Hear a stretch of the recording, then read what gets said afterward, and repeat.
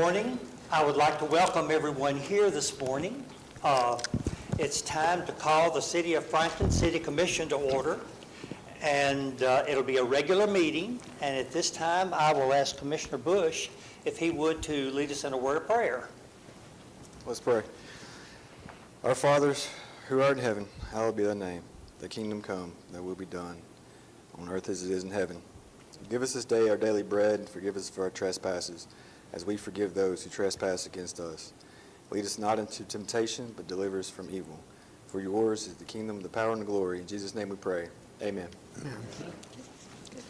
Thank you, Commissioner Bush.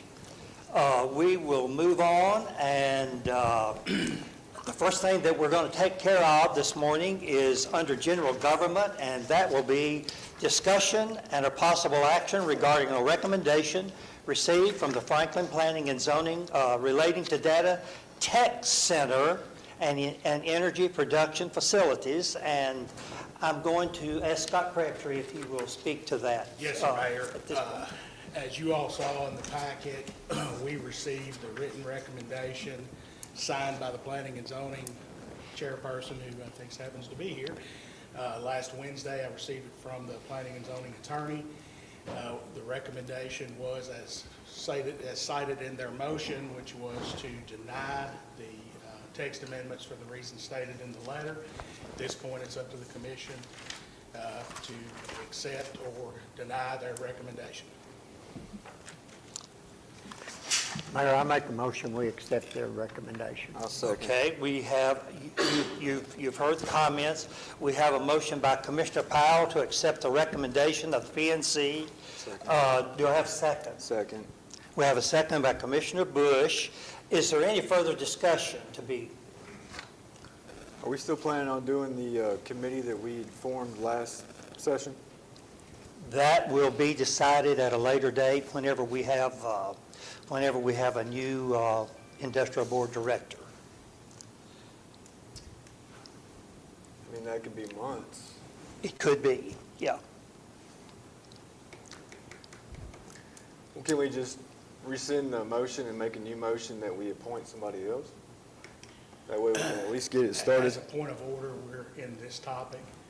Let's bring that, it's a regular meeting, so you can bring it up later, but if we can, get this one done first. Sure. Okay. And any further comment? If not, I'll call for a vote. And Kathy, would you do a roll call vote on that, please? Yes, sir. Commissioner Powell, Yes. Commissioner Bush, Yes. Mayor Dixon, Yes. Commissioner McCrary, Yes. Commissioner Stewart, Yes. and that motion passes unanimously. Okay. We will So, move Mayor, on let me then just to clarify. hear the public. Mayor, please, just to clarify for the public, that means that the text amendments are done. They're over. So, sorry. Thank you. We will move on to hear the public, and I don't believe we have anyone signed up to hear the public today. Okay, we will move on from there to approval of minutes, and that'll be approval of minutes of the November 10th, 2025 regular meeting, and I'm sure everyone's had an opportunity to look over those. Do I have a motion to accept them? Make that motion, Mayor. We have a motion by Commissioner McQuarrie. Second, Mayor. Second by Commissioner Stewart. Any further discussion? All in favor of the minutes stated as they are written, aye? Aye. Any opposition? I'm going to oppose this time just because I haven't had a chance to read the minutes yet. We have all ayes except Commissioner Bush is a no. Okay, thank you. Okay. We will move on to recognitions, and under recognitions will be,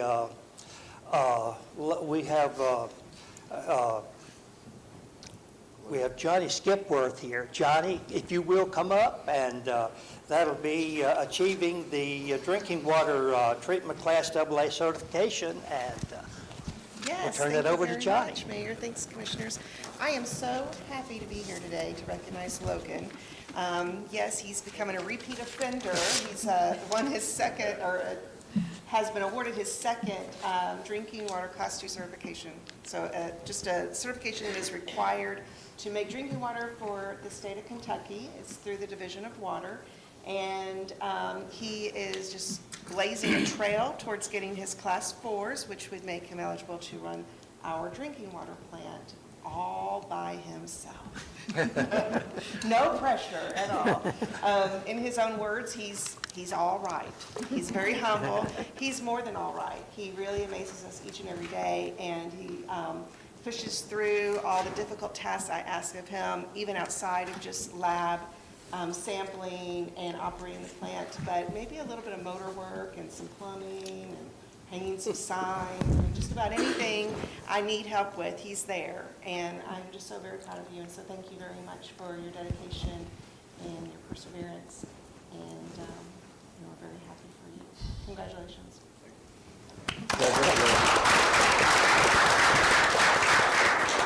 And I believe there's a proposed motion to recognize Logan, so do I? No, we don't have to have a motion. Okay, all right, we'll move on. Okay, we have, I believe, Chief Solomon here to recognize a new officer that we have. I'll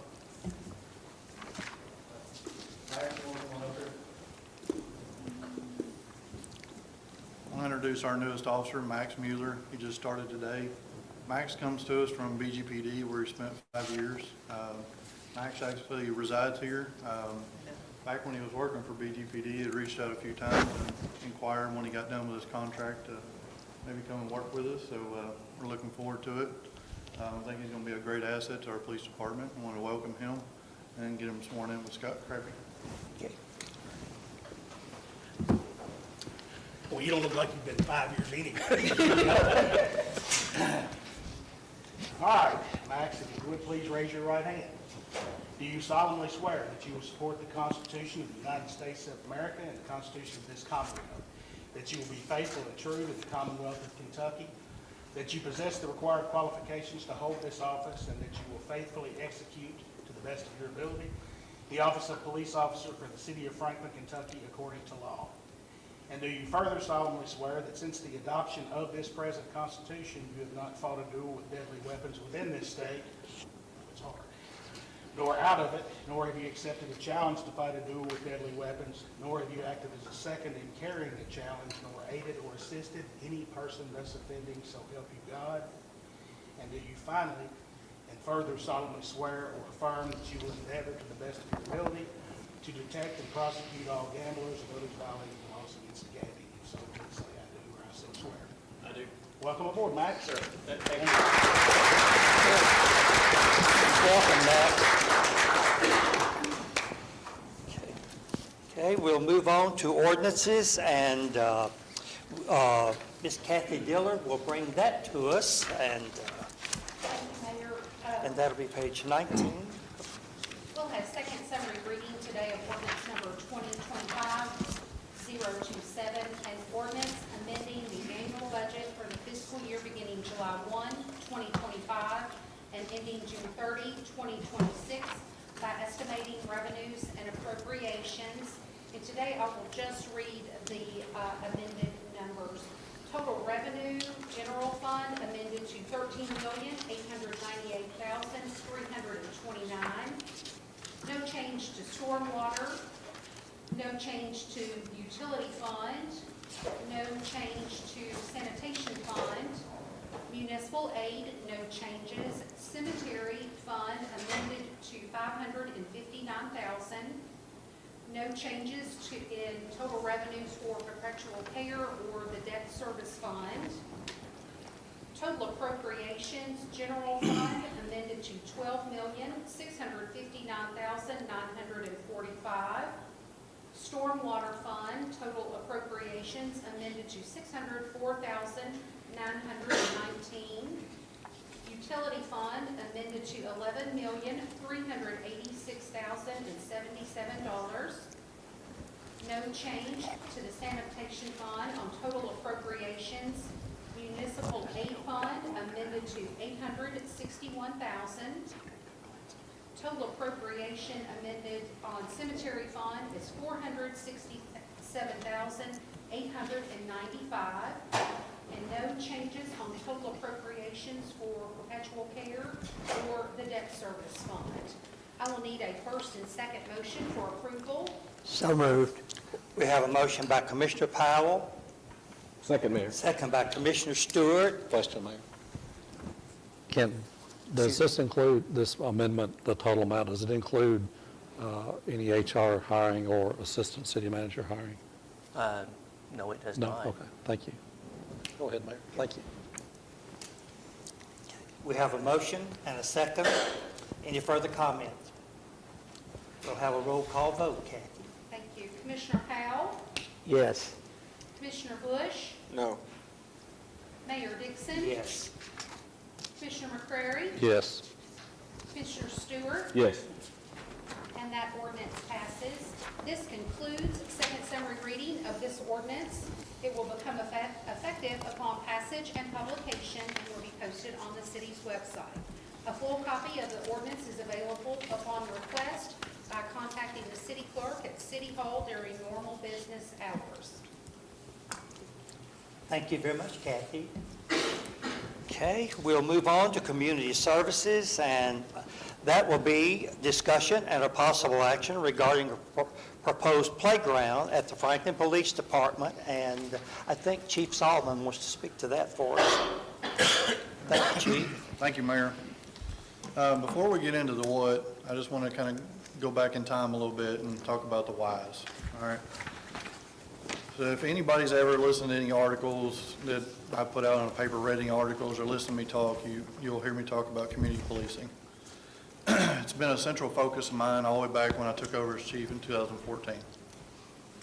I had actually, excuse me, I actually found an article the other day that Brian Hancock, I don't know if y'all remember him, but he worked for the Franklin Favorite back then. Found an article the other day when I got introduced as chief. We were talking about my vision, the mission for the police department, how I wanted to run the police department, the direction, all that. And in that article, 11 years ago, going on 12, we were talking about community policing back then and what those goals and objectives were going to be.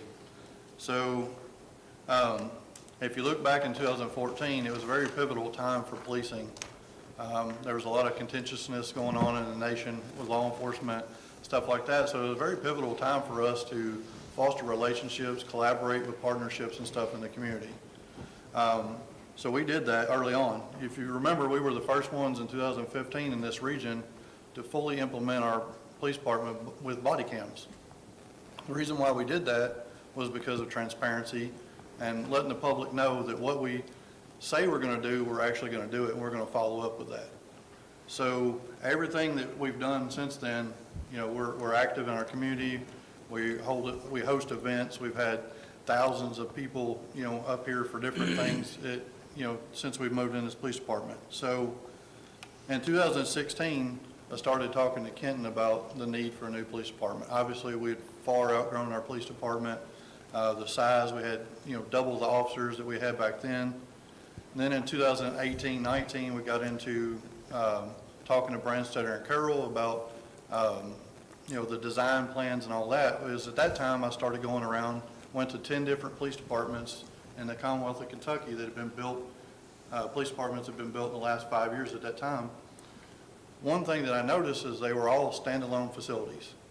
There was nothing unique about them. They were just a building, which served the purpose for the police department, but it did absolutely nothing for the community, right? So when we acquired this land up here, I think, Ken, is it 6.8 acres? Yes. We acquired this land up here, we looked at what could we do with that land. Well, that's where the vision started taking off. That's where everything started coming into play.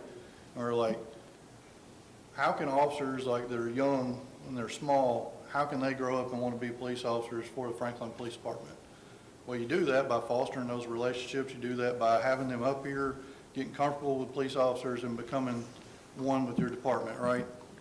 There's been hundreds of them came in here for tours and stuff like that in the last year and a half. So we looked at that and we said, we don't want just a standalone building up here that does nothing. So we started looking, what can we do out here that allows people to be safe and come up here, children, come up here and walk with their parents on the walking trail. That's where the playground was born mentally. That's where the walking trail comes into place. That's where the pavilion comes into play. Ball courts eventually, right? So what we were basically saying at that time is we're going to invest in our community. So that's the why. Here's the what. So back in July, Carol, Mo, and myself met with Josh Wagner from Miracle, Kentucky and Tennessee. If you're not familiar with Josh and his company, they've done a lot of work for playgrounds at the park, at the Housing Authority, and many other places all over the Commonwealth of Kentucky. They're also a state contract vendor, which is very, very important. So we met back with Josh. He did a whole presentation up here. Obviously, you got the playground design in your packet. So we ended up coming up, trying to figure out exactly what we wanted. And what we also wanted is like not just something that's built for now, but to have the foundation to be able to add on to it as time goes on. So, so we ended up, we come up with some pricing. He gave us a quote. So I'll get to the what now. So the total cost for this project is $243,941, which includes the playground, the equipment, the installation, surfacing, fencing, an entire shaded area, seating and tables, and then also, like I said, the Wheeler has the fencing around the playground itself. So before I get into like making a motion, do y'all have any questions for me? No, Roger, I will tell you something though. In the last 10 years, it's really coming around, and more so since you've been in charge. Last 2 weeks, I've seen two times I've been in town where children were taking pictures with police officers. Back when I was a kid, you didn't talk to police officers because they were only there to get you. Yeah. But I agree with the program you're doing, and it's paying off because I see it all the time. Absolutely. Kids are really approaching officers with I think you'll see With it the youth. more as we finish this out in the next several years. Like I think you'll see a lot more of that interaction, and it was what I envisioned 8, 9 years ago. So it's all coming to fruition now. So. All right. Chief, I'd just like to say, I have seen how many children, especially children and families, are really coming around here and using the facilities, and I think I think you're doing a great job, and I think the more that we can get children here and make them feel comfortable, make them feel safe, the better our community will be. And so I think it's a great opportunity for our community. Thank you, sir. There's it's hard to tell, Yeah. but there's one swing for a disabled child. Is there anything else for disabled children? Yeah, the piece of equipment over, show you, I think it's on the next page. So, this one here. Okay. Yeah, Okay. as well. And then that's the whole, the surfacing will be, ADA compliant. The fencing obviously is around there for that reason. And then there's room, obviously, to build as we go. So Cool. we wanted to stay within the budget. Yeah, sure. So we need to, so the urgency is, so we had Yes. Yeah. like 220 left over-ish from the building, correct? That was supposed to be, is that 221? Or Project last year. 229, I believe it. Yeah. So it pretty much, Two. it covers the majority of it. Yeah, and then the amendment that y'all just read today and covered the other 14,000 that was included in the amendment, so. So the urgency is because of the price increase for? Yeah, December 1st, there'll be a 5% price increase, which will bring it up another $12,200, which we do not want to do, so to keep it within the budget. So all you have to do there is we'd have to submit a purchase order and actually order. The PO? Yeah. Yep. So. Before December the 1st, that is, right? Yeah, and then that's just scheduling, like, if we wanted to actually get the equipment in and start doing install in March, we're not locked into any specific time, it's just ordering the stuff. So If I I'm mean, ready, I'll make the motion. I would make that motion that we approve the playground quotation for $226,007 by Miracle of Kentucky and Tennessee, as well as the quote for $17,934, and to place that order or to send a PO prior to December 1st to the playground equipment manufacturer, and then allow the mayor to sign any and all documents related to the project. I'll second it, Mayor. Okay. We have a motion by Commissioner Bush and a second by Commissioner Powell. Is there any further discussion? If not, Kathy, would you mind doing a roll call vote? Sure. Commissioner Powell, Yes. Commissioner Bush, Yes. Mayor Dixon. Yes. Commissioner McCrary, Yes. Commissioner Stewart, Yes. and that motion passes unanimously. Good to go, All right, right? thank you all. Thank you. Thank you, Chief. Okay, we will move on to general government, and that'll be discussion and a possible action regarding a letter of support for Project Gong. And I believe we have our Industrial Authority Executive Director here today, too, Jim DeCesare. Thank you, Jim, for coming and discussing that for us. So Mayor and members of the commission, Project Gong is a new project that is looking to take over the existing Toyo building that has been empty at least for a year and a half, maybe around 2 years. This company is in the construction materials business. They actually make the metal support system for prefabricated concrete structures like precast walls, the boxes they use for storm sewers and things like that. And so they will be making the metal reinforcements that go into those products at this facility. It's a $31.5 million investment. There's 2 phases to this project. A holding company is going to buy the building that is the parent company of the company that'll be operating, and then the operating company will lease the building from the holding company. They'll have 55 new jobs, $24 an hour average hourly wage before benefits. And we have a letter of it. They're going for KBI incentives on December 11th, which will be the last KEDFA meeting, the Kentucky Economic Development Finance Authority meeting for the year, and asking for their incentive package. And this letter of support is asking that the city of Franklin give up that 0.25% occupational tax for a 10-year period as part of the incentive package with the state. For those that have questions about why we have code names for different projects, that is required by the state. They prefer that no company name be released until their incentives are approved by KEDFA. That's why we use the code names. Once the KEDFA board approves the preliminary incentives, that's what happens first. They do not get their incentives until they actually create the jobs and do all the things that they say they're going to do, and then they come back and ask for final approval on their incentive package through the KEDFA board. But until when on December 11th, when they approve the incentive package, the company name becomes public. So that's why we do it that way. It's not something we do arbitrarily. It's because it's required by the state. And so, Mayor, I would ask the commission to approve the letter of support for Project Gong and their incentive package. Okay. And this is not anything new that we have done for former companies. I mean, what Jim's presenting is what we have done over the years for most all companies coming in. We seldom ever have one that doesn't want any incentives, but most of them do, and this is just a process that we do for.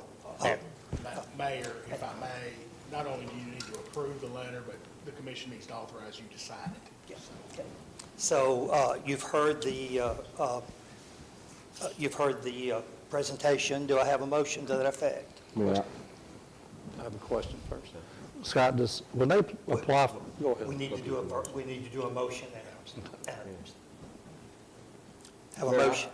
I move that we go through this letter. Okay. and- We have a motion. and, Okay, have do you we have a sign all the second? I'll documents second. to effect We have a that. second by Commissioner Powell. Now, KBI, when they apply for the state, we automatically have to follow. Is that correct? We have to have a local match of 1%. Now, through an existing interlocal agreement, because the city of Franklin paid the total of 1% for so many years without county participation, when Jim Henderson was still county judge, we did an interlocal agreement to split it 3/4 and 1/4 so we could equalize the total dollar contribution over time between the city and county. That's why we are only required to pay 0.25%. the county will pay three-quarters of it. Any idea what that would cost over 10 years not receiving that? Have no idea until we know the total number of jobs and total payroll.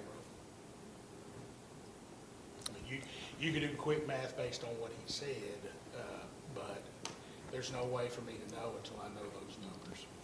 I didn't hear the question. He asked what the total investment, or the total of what we would be paying would cost over 10 years. Yeah, don't have those. I can, once they submit their KBI application, we could get that information, but I should note that the fiscal court approved the incentive letter last Tuesday for this project for their 0.75% that Mr. Crabtree just mentioned. And then it is 55 new jobs at 24 an hour average, so you can kind of figure that out, 40-plus hours a week times 52, and you can come up with sort of a roundabout number on that. And that's before incentives as well, or before, benefits. Right, and like I said, we're required, if the state kicks in, we're required to give a local match of 1% total from either or both bodies. Yeah. Thank you. That answer for you. And we're filling an empty building. Right. Yes, that desperately needs to be filled, so. We have a motion and a second. Any further comments? Kathy, we'll do a roll call vote, please. Commissioner Powell, Yes. Commissioner Bush, Yes. Mayor Dixon, Yes. Commissioner McCrary, Yes. Commissioner Stewart, Yes. and that motion passes unanimously. Thank you, Mayor. Jim, thank you. Thank you, Jim. Okay, moving on, we will have discussion and a possible action regarding proposal for AED in police cruisers, and I think Commissioner McQuarrie wanted to speak to that. Yes, sir. So we already have some AEDs in the police cars now. How many do we have total? 4. 4? And I ran across the article last week where a lot of the bigger cities already they're funding all the police cars, and we didn't do that at the beginning. But I talked to Tom Scott, our EMS director, this last week. Their run volume has increased dramatically over the last 2 years. They're at over 4,000 runs a year. So I spoke to Kenton about it earlier. It just made sense that I think the commission should look into putting AEDs in all the police cars because EMS is getting busier. And Roger will tell you they're out and about. They can run up on it quicker. Not that our EMS don't do a good job or anything. They do. But the people that know about CPR, early defibrillation and CPR is what saves lives. For every minute that passes without defibrillation, you lose 10% chance of recovering from that event. So 4 minutes could make, well, I like 40, I don't want 40% coming off the people's chances, but I take Roger would be good with this. So I'm asking the commission to let Roger look into getting what that amount is, and maybe we can look at it next commission meeting if we will approve that. Yes, I would like to ask a question.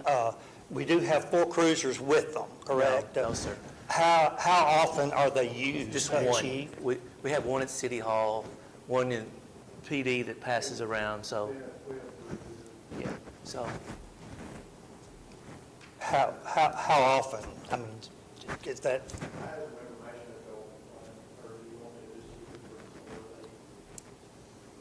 I'm sorry? I have information if you want anyone's cost, unless you want to talk about it separately. Unless the mayor has more questions, I just soon wait till then, but it's become pretty standard everywhere that all cruisers have these. You can't predict when, I can kind of answer that question, but I think his question was, have we used it yet? yeah, that was my question. Or, I mean, how often have we had to use the one that we have? We're using them like a couple times, at least every couple months.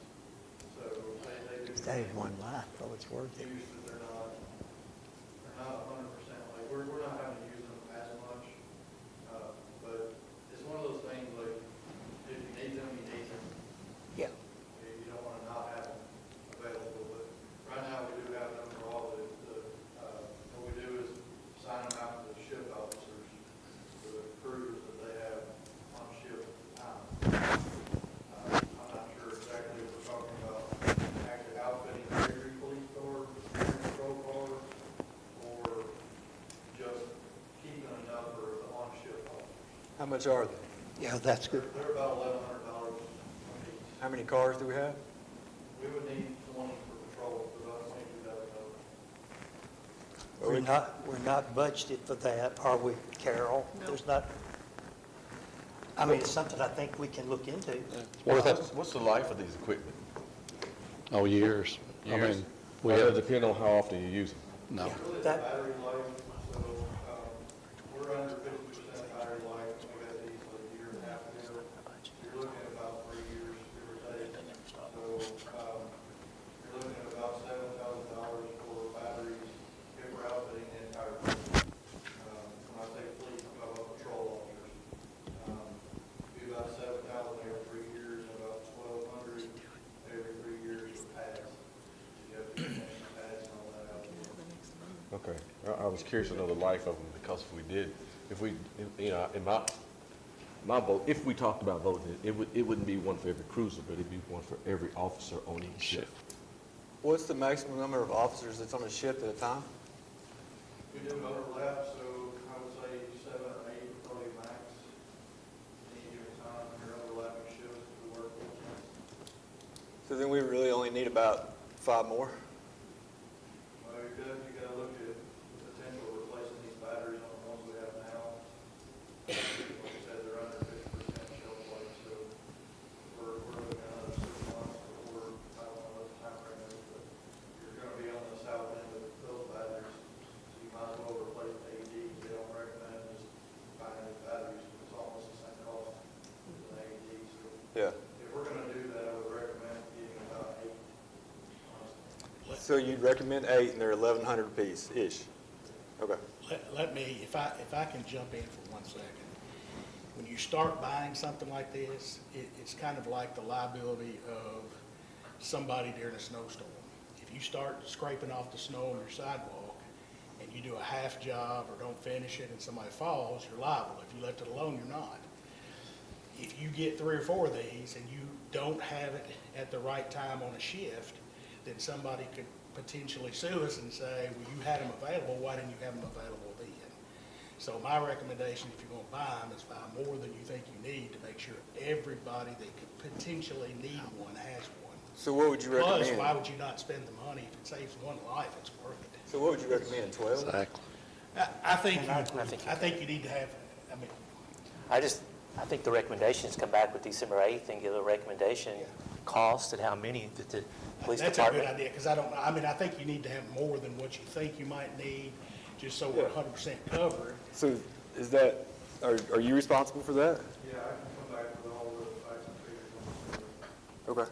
But save one life, it's worth it. Yeah, it's worth it. So so if we're not budgeted for it from the PD budget, can we move the money from the general fund to pay for it? Well, or we'll do a budget amendment Okay. before we get them in, yeah. Sure.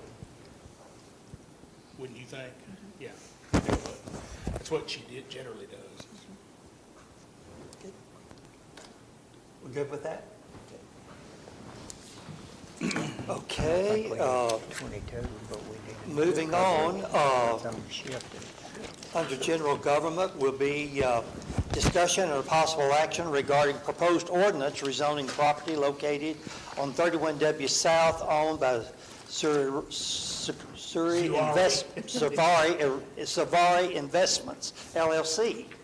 And Scott, you will speak to, Yes, this was, this came up, this is property owned by, you know him as Raj, Yeah. out near I-65.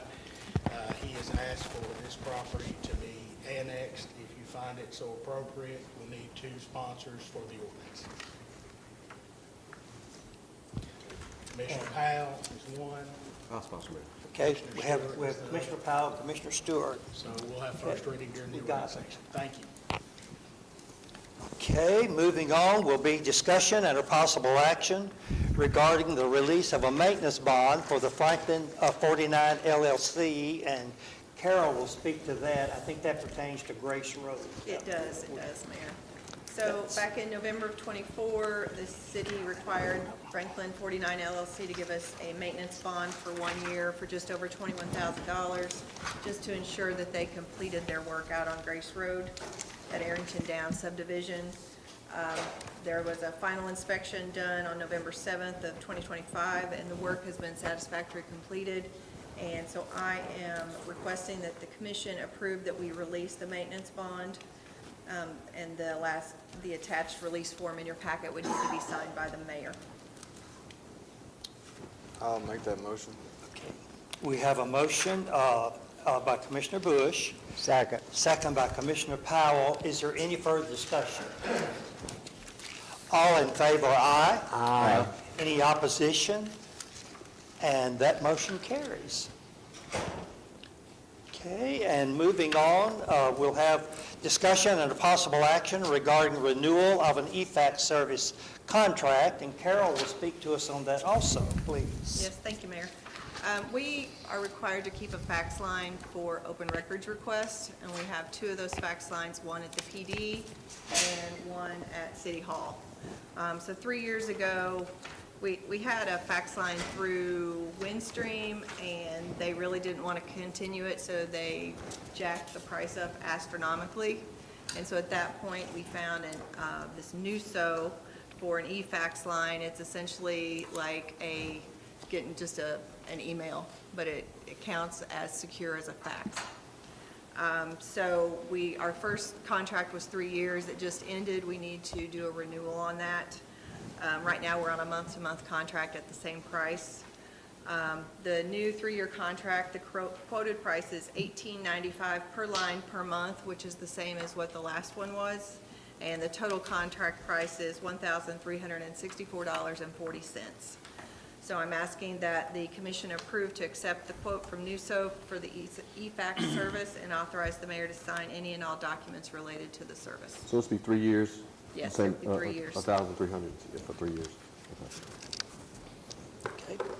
Mayor, I make that motion. We have a motion by Commissioner Stewart, Second, Mayor. second by Commissioner McQuarrie. Any further discussion? All in favor, aye. Aye. Any opposition? And that motion carries. Thank you, Carol.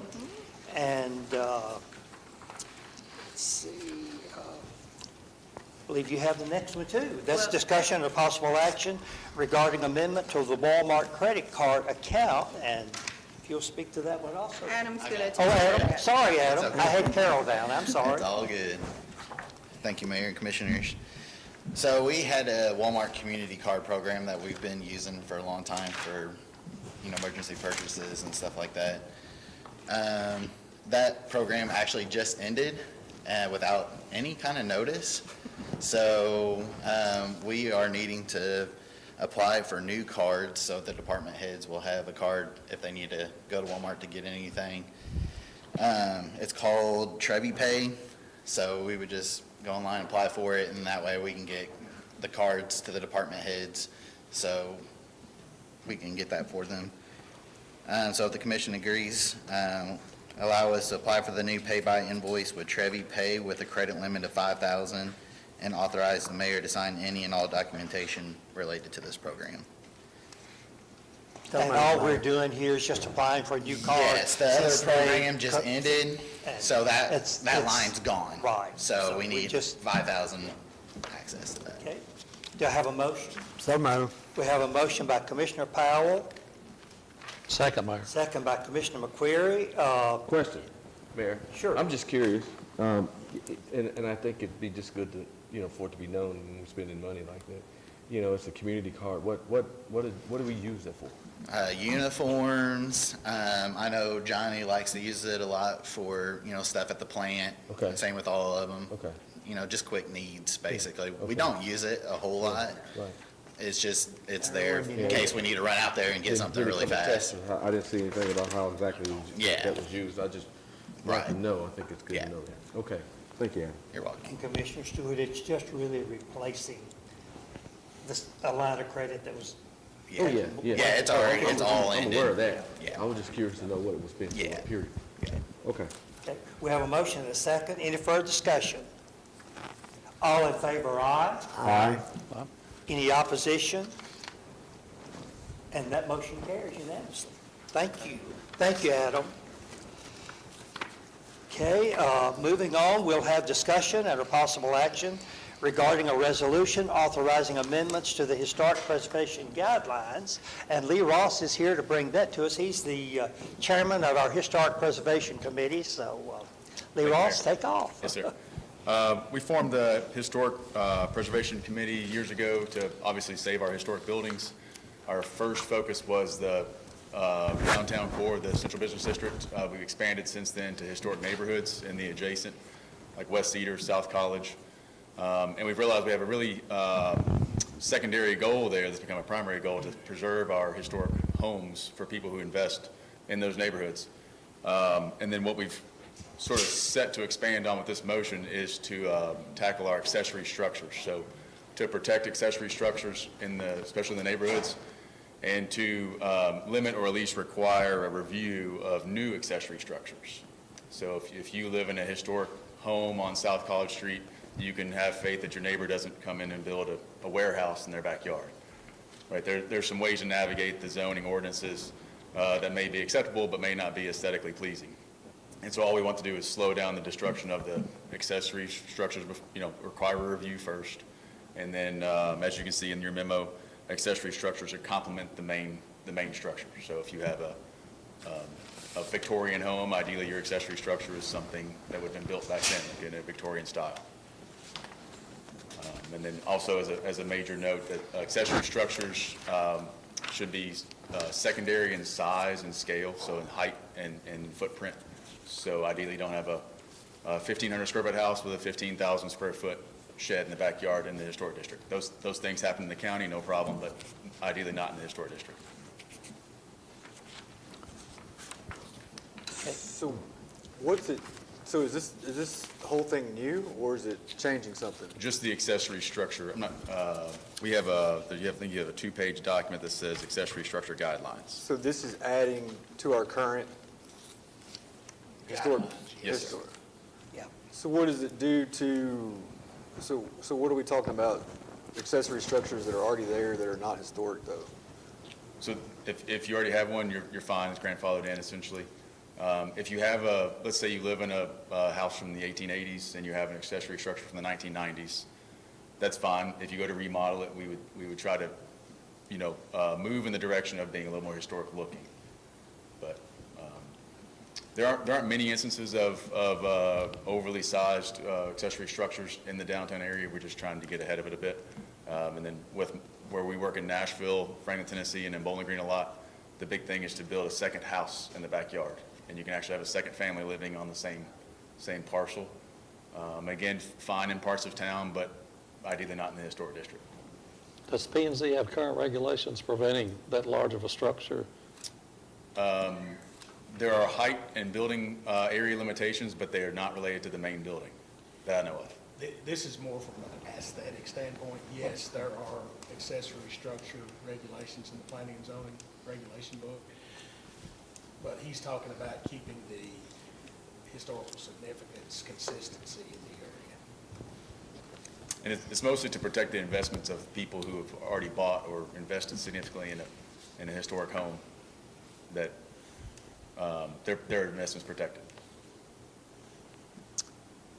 So if they want to demolish an outbuilding and they're in the zone, they're going to have to go through a plan?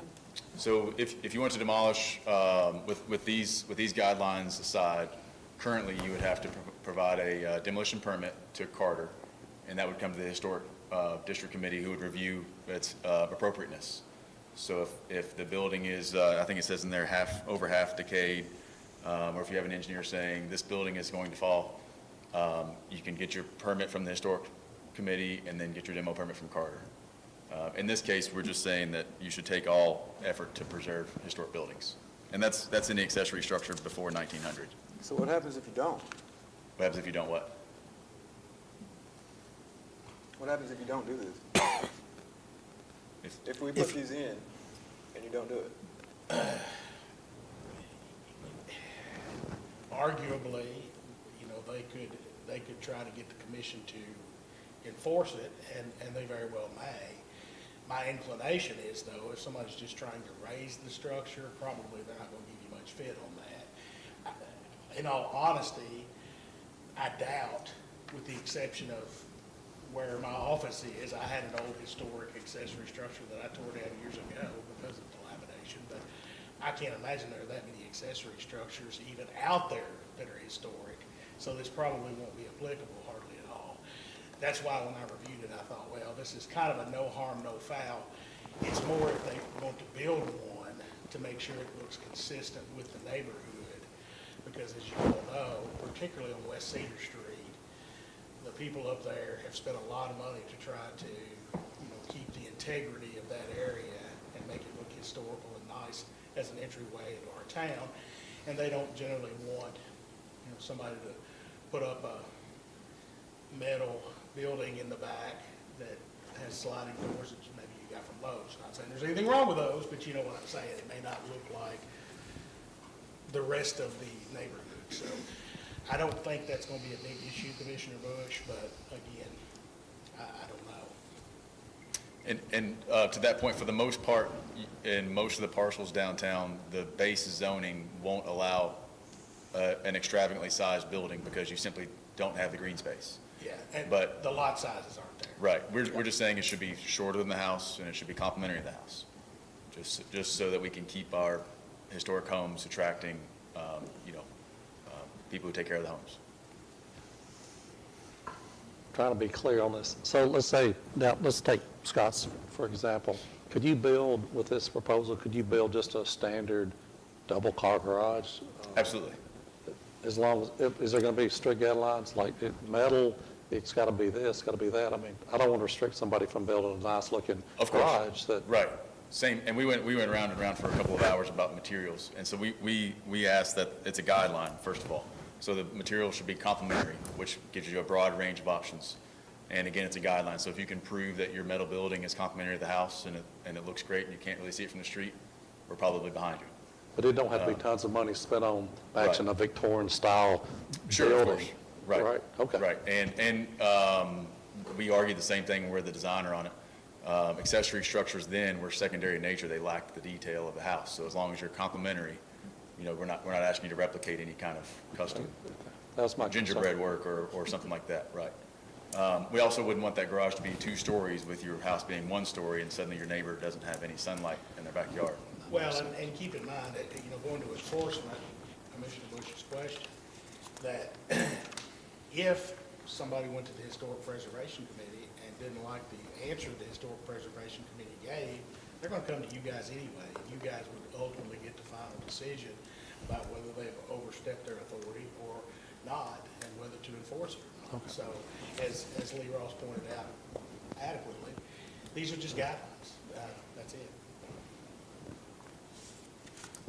We're seeing a lot of, especially out-of-town buyers, but pay, big money for South College, West Cedar Street. We want to keep it going that way. We want to keep those houses up. And we wouldn't want to open the door for those houses to be on the decline because it stopped feeling like a historic neighborhood. Yeah. So if you all find it appropriate, we would need a motion to approve Resolution K 2025. Do we have a motion? I'll make that motion. We have a motion by Commissioner Powell, second. I second that. Okay, we have a second by Commissioner Stewart. Is there any further comments or questions? Yeah, can you come back at the first of the year and maybe have a talk about the whole Historic Preservation Committee itself? Sure. Because not for any other, I'm going to vote no, not for any other reason, but I just don't understand enough about the Historic Preservation Society. Yeah. We were, like I said, formed to slow down the demolition of historic buildings. There wasn't any kind of check. You could put in a demo permit to tear down City Hall, and no one could stop you before. And so now we just say, wait a minute, that building's in the historic district. Let's analyze. And then, as we've expanded a bit, we're taking care of boarded up windows and non-accessible entrances and things like that. So we'd be happy to talk about everything we do. So so it's not really an emergent issue.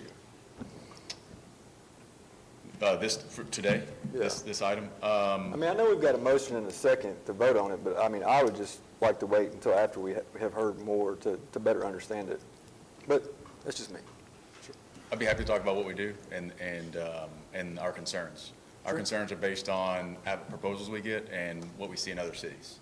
And it's extremely popular in Nashville to buy a beautiful home and build a second house in the backyard and have an accessory structure that then houses another family. Yeah, like Green Hills.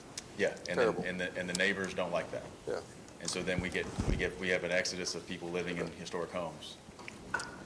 Okay, so we have a motion and a second, and we'll go ahead and take a roll call vote. Kathy, please. Commissioner Powell, Yes. Yes. Commissioner Bush, No. Mayor Dixon. Yes. Commissioner McCrary. Yes. Commissioner Stewart. Yes. And that motion passes.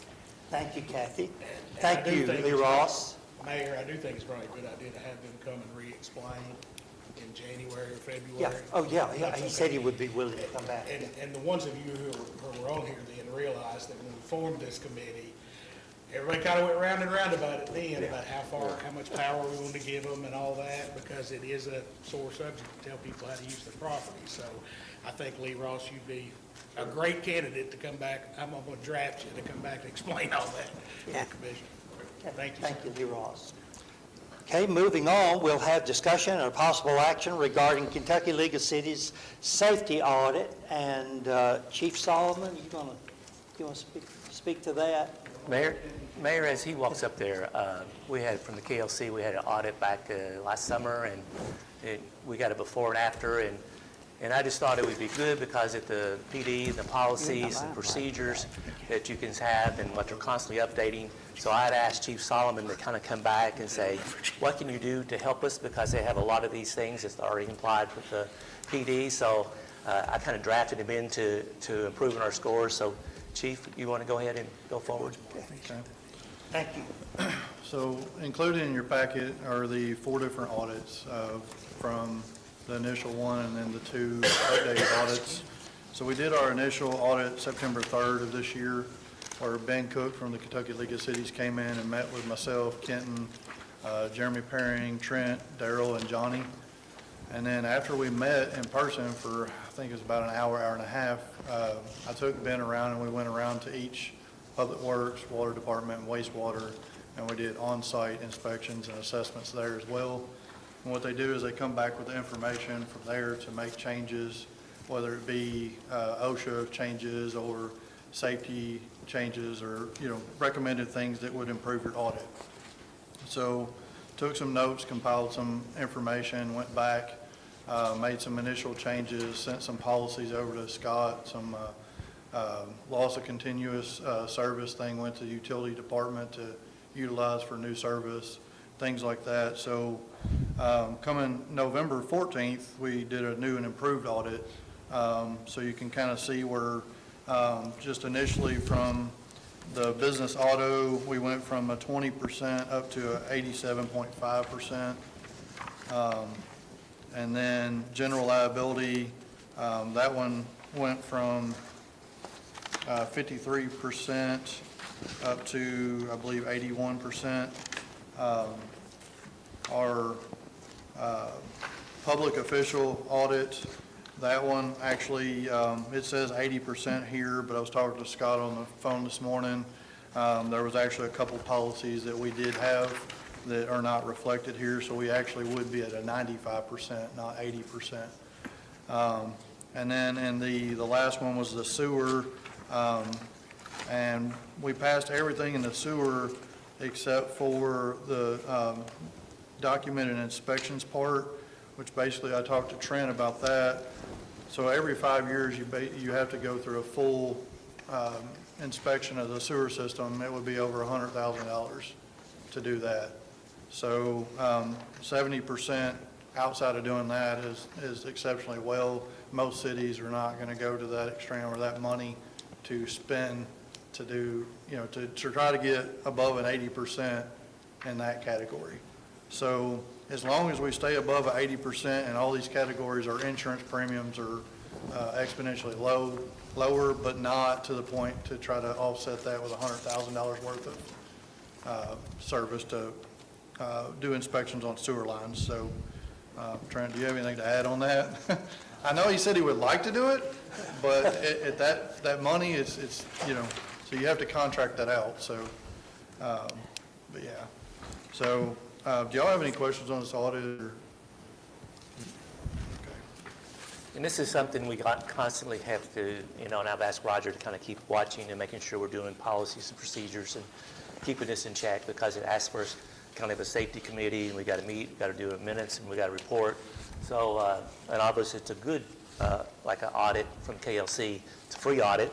I think it's a good snapshot for us. And so we're getting ready for the next fiscal year, and we'll have these good numbers to show.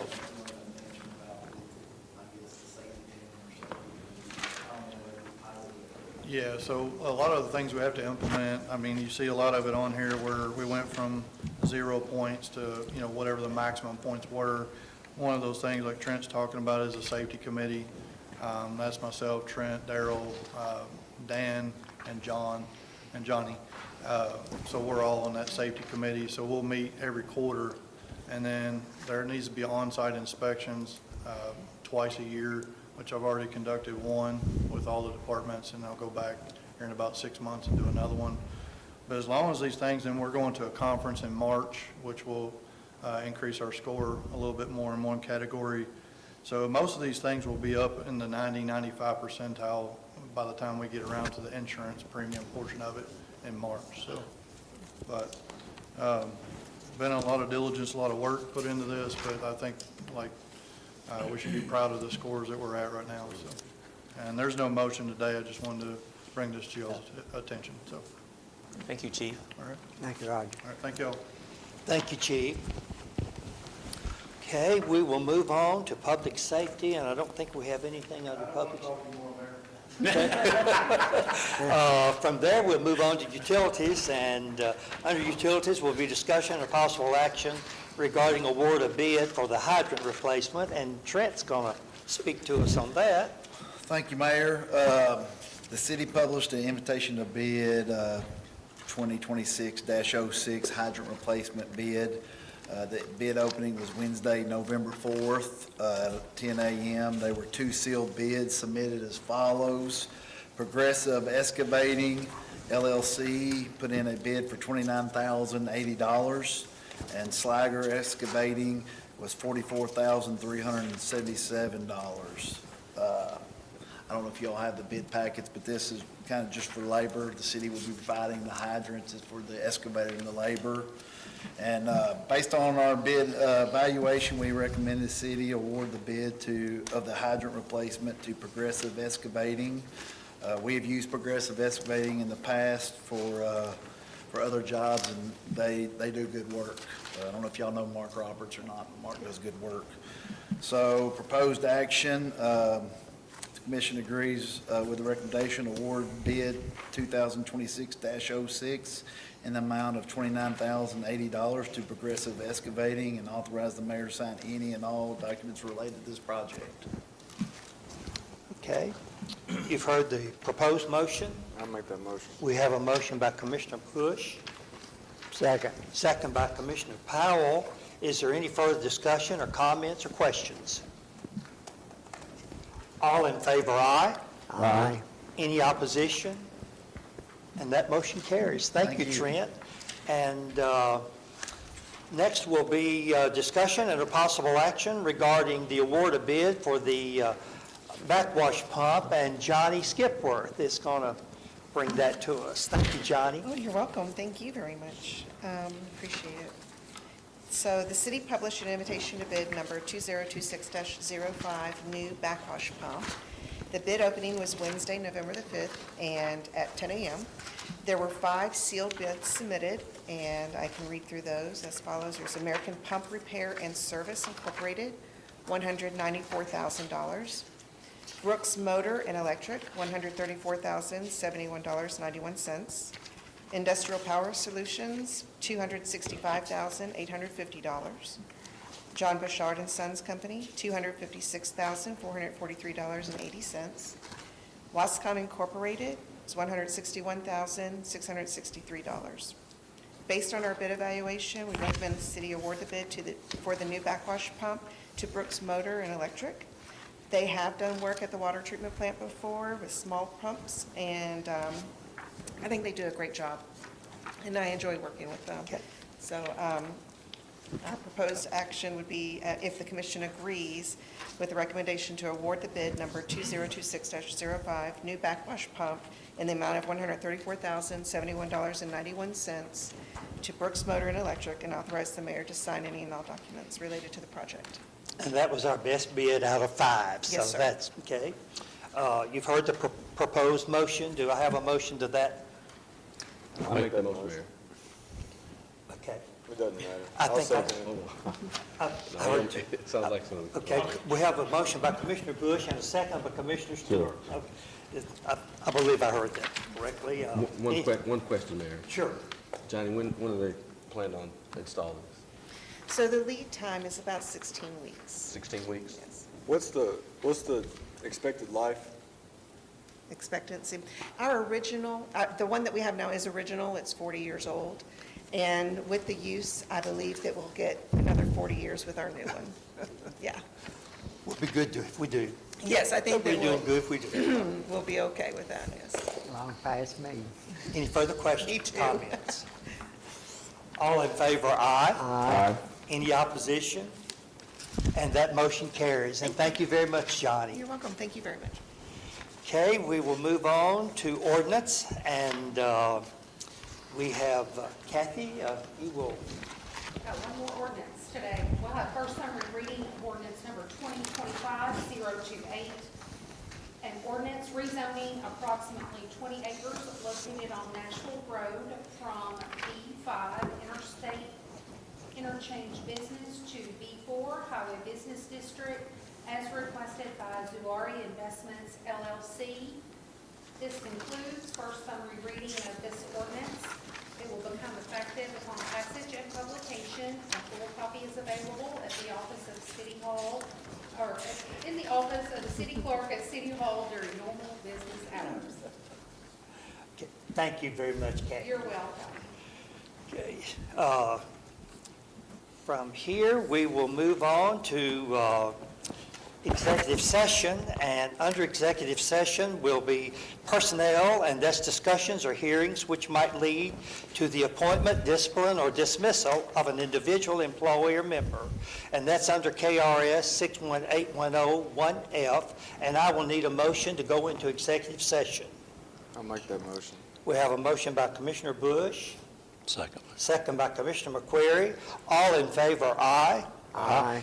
And we now move into executive session, and anyone's welcome to stay outside if they'd like. It's going to be probably a lengthy session, so it's Mayor? up to you as to whether you would Mayor, you like want to to take stay a or quick not break stay. before we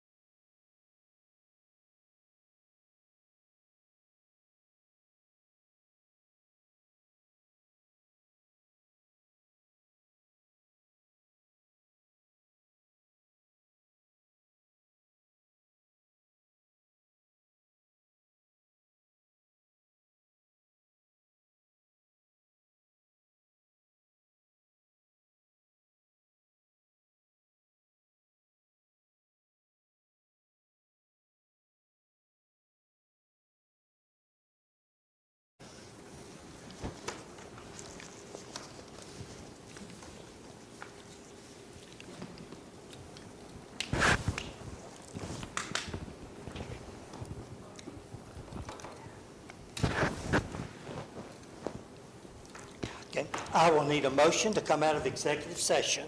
I'll make that motion. We have a motion by Commissioner Bush, a second. Second, Mayor. Second by Commissioner McQuarrie. All in favor, aye. Aye. And we now move back into regular session, and I believe we do have a motion to come before the floor. We do, Mayor, we have one motion.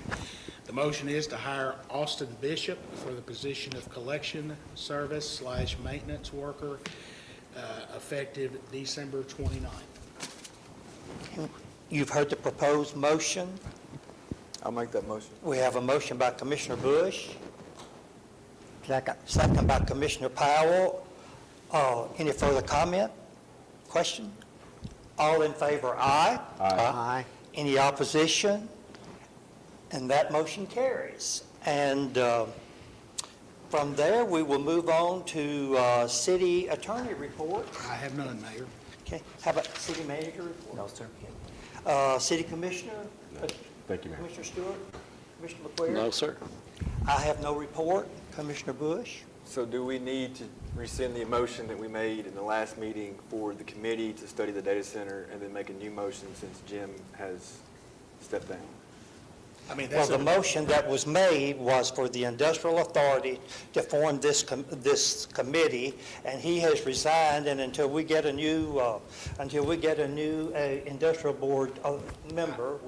I'm not sure that's the exact motion, but I would recommend. Wanted to put him on it, make sure he was on Commissioner it. Bush, that, and I do recall the motion, that it wasn't conditioned upon the industrial board doing it, but I would recommend, though, that the industrial board director be on this board for obvious reasons, because that industrial board director is going to have the inside track and the knowledge to be able to help with this process, plus knows all of what's going on. I mean, that's the only thing I would wait for.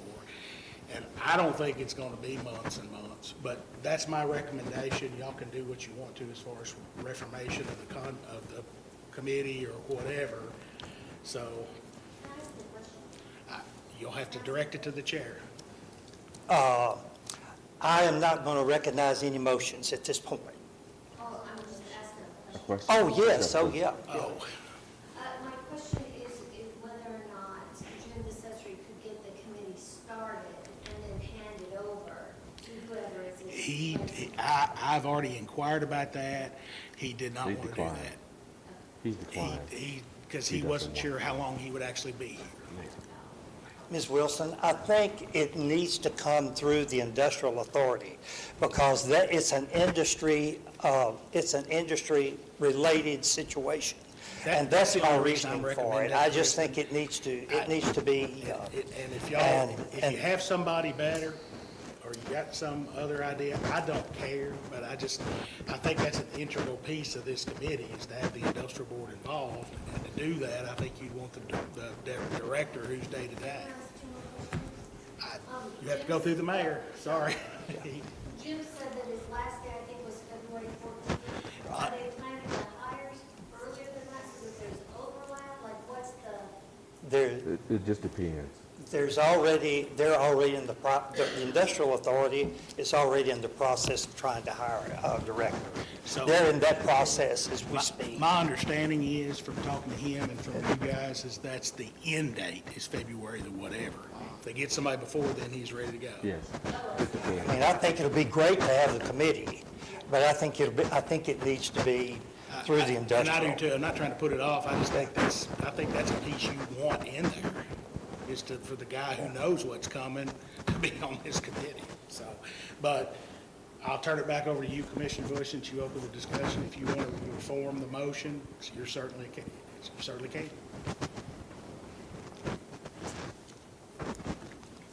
I'll give it 2 more weeks. And I suspect they'll probably be hired sooner rather than later. I'm not on the industrial board, but, Yeah. I'm sorry, go ahead. No. I was just asking Mayor for something, not for Commissioner's report. Would you like? No, nothing about this. No. Okay. I think it's all I got. Anything further? No, I think Okay, this is Commissioner Powell? probably good. I'd just like to wish everybody a safe and happy Thanksgiving. Thank you, Jay. Ate a lot of turkey. With that, I make a motion we adjourn. We have a motion on the floor by Commissioner Powell to adjourn and a second by Commissioner Bush. All in favor, aye. Aye. And we, Seconded the motion. Commissioner Bush, we now stand adjourned.